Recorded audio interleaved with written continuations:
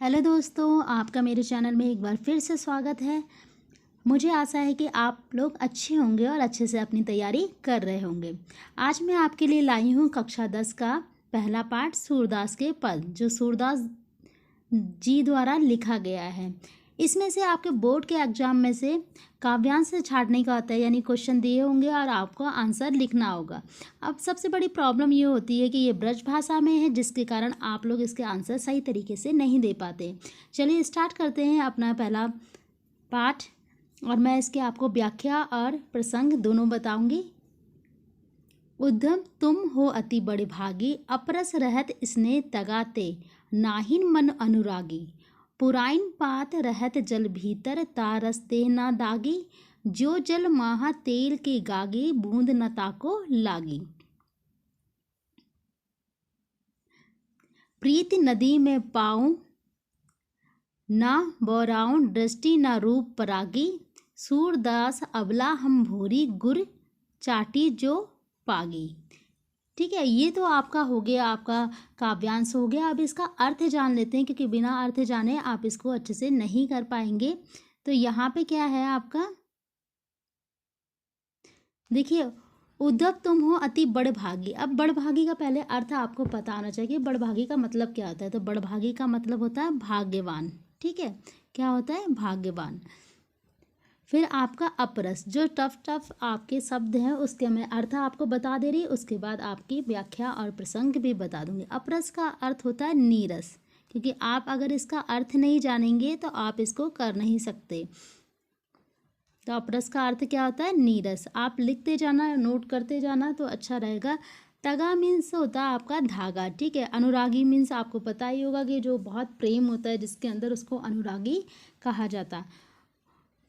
पुरीन पात मीन्स होता है आपका कमल के पत्ते। पुरीन पात मीन्स कमल का पत्ता होता है। देह मीन्स आपको पता है कि शरीर होता है, और दागी मीन्स यानी दाग। ठीक है, गागरी, तेल की गागरी, यानी एक मटका टाइप का, तो उसको तेल, तो यहाँ पे तेल की गागरी उसको कहा गया है। फिर है प्रीति नदी। प्रीति मीन्स होता है प्रेम, यानी प्रीति नदी मीन्स प्रेम की नदी। ठीक है, बोरियो मीन्स होता है आपका डुबोया। दृष्टि ना रूप परागी। परागी का अर्थ होता है मुग्ध होना।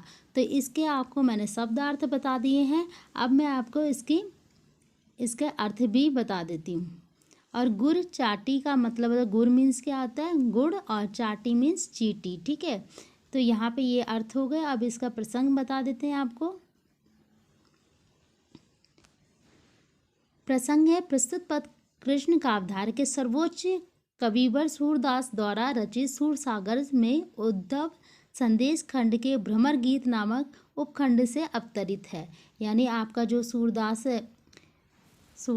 पाठ है उससे लिया गया है, और ये भ्रमर गीत से लिया गया है। ठीक है, इस पद में गोपियों ने उद्धव की प्रेम संबंधी उदासीनता पे व्यंग करते हुए उस भाग्यशाली बताया है। उन्होंने सगुण प्रेम पंथ की गंभीरता प्रकट करते हुए अपनी दृढ़ता प्रदर्शित की है। ठीक है, यहाँ पे उद्धव क्या करते हैं? संदेश देने के लिए आए हैं। तो गोपियों ने उनके जो प्रेम योग का संदेश देने आए हैं, तो उनके जो प्रेम है उनको उदासीन बताते हुए अपनी गंभीरता को प्रकट किया है। अब देखिए व्याख्या कर लेते हैं।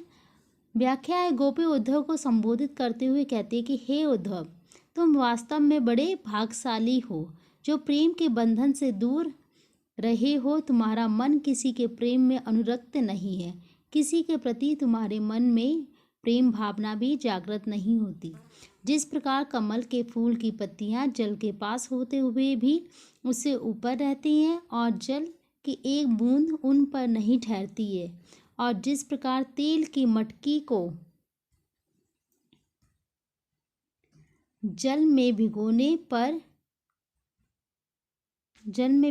पर उसके ऊपर जल की एक बूंद नहीं ठहरती है, उसी प्रकार तुम्हारे ऊपर भी कृष्ण का और रूपाकर्षण का कोई प्रभाव नहीं पड़ता है। वास्तविकता यह है कि आज तक तुम प्रेम रूपी नदी में उतरे ही नहीं हो, इसलिए ना तो तुम रूप पराखी हो और ना ही प्रेम के भाव को जानते हो। ये तो हो गया पहले पद का अनुवाद। अब दूसरा पद देख लेते हैं। सूरदास जी बताते हैं कि वे गोपियाँ उद्धव से कहते, हे उद्धव, हम तो भोली भाली ग्रामीण अबला हैं और हम श्री कृष्ण के रूप सौंदर्य को इस प्रकार खो गई हैं कि अब उनसे विमुख नहीं हो सकती। हमारी स्थिति उन चींटियों के समान है जो गुण के प्रति आकर्षित होकर उससे चिपट तो जाती हैं, किंतु बाद में स्वयं को ना छुड़ा पाने के कारण वही अपने प्राण त्याग देती है। अब देखिए दूसरा पद है आपका, मन की मन ही माच रही, कही जाए कौन पे उदो नाही, परात कही अवधि अधर आस आवन की, तन मन विधि सही। अब इन जोग संदेशनी सुनी सुनी, विरहनी बृहद दही, चाहती होती गुहरी जिते ही ते, उत ते धार बही। सूरदास अब धीर धरो क्यों, मर्यादा ना लही। ठीक है, ये तो हो गया आपका पद। अब इसके शब्दार्थ देख लेते हैं। देखिए, मन ही मन माज रही, इसमें तो कोई वो है नहीं। यहाँ पे आपका दिया गया अधर मीन्स होता है आधार। ठीक है, अधर मीन्स क्या होता है, आधार। और आवन मीन्स क्या होता है, आगमन, यानी किसी के आने का होता है तो उसे आगमन कहा जाता है। ठीक है, आपका फिर है बिथा। बिथा मीन्स होता है व्यर्थ, व्यथा। ठीक है, फिर उसके बाद है आपको संदेशन सुनी सुनी बेह। संदेश तो आपको पता है कि संदेश, विरहिणी क्या होता है, वियोग में जीने वाली, जो वियोग में जीने वाली होती है उसको विरहिणी कहा जाता है। उसके बाद है आपका है मर्यादा। मर्यादा मीन्स होता है मर्यादा। ठीक है, मर्यादा मीन्स मर्यादा। और धार मीन्स होता है योग की प्रबल धारा। धीर मीन्स होता है आपका धैर्य।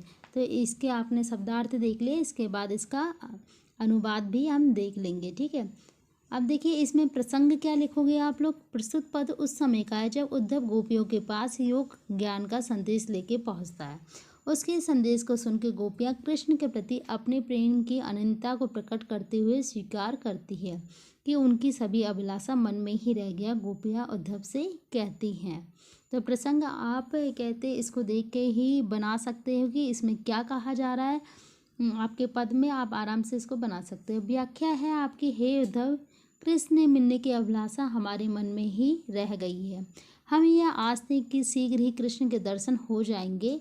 हम चाहती थी कि जिन बात को ना कहना पड़े उन बातों को अब हम किससे कहें। हम अपने मन की बात केवल कृष्ण को बताना चाहती थी, लेकिन उनके न आने पर हम किसके सामने अपनी इच्छाएं व्यक्त करें। हर पल कृष्ण के आने की उम्मीद बनी हुई थी, इसलिए शरीर और मन में हर प्रकार की व्यथा को सहन कर रही थी। हम समय इस आशा के सहारे व्यतीत हो रहा था कि कृष्ण से भेंट हो गई। अब तुम्हारे द्वारा योग ज्ञान के इस संदेश को सुनकर हम कृष्ण के वियोग में जीने वाली गोपियां विरह की आग में जलने लगी हैं। जिधर से हम विरह की आग से रक्षा करने के लिए पुकार लगाना चाहती थी, उधर से यह प्रचंड अग्नि की धार प्रभावित हो रही है। हम कृष्ण के विरह में व्याकुल होकर उनसे मिलने को व्याकुल है, और वे हैं कि ज्ञान योग का संदेश भेजकर हमें विरह की अग्नि में जला रहे हैं। सूरदास जी बताते हैं कि गोपियाँ कहती हैं कि अब हम धैर्य क्यों धारण करें जब कृष्ण ने ही हम अपनी मर्यादा नहीं रखी है। हम अपने धैर्य का बांध टूटने के कगार पे हैं। तो ये हो गया आपके पद। अगर आपको मेरी वीडियो अच्छी लगती है तो आप लाइक करिए, शेयर करिए और सब्सक्राइब करिए। ऐसे ही वीडियो मैं आपके लिए और बनाती रहूँगी।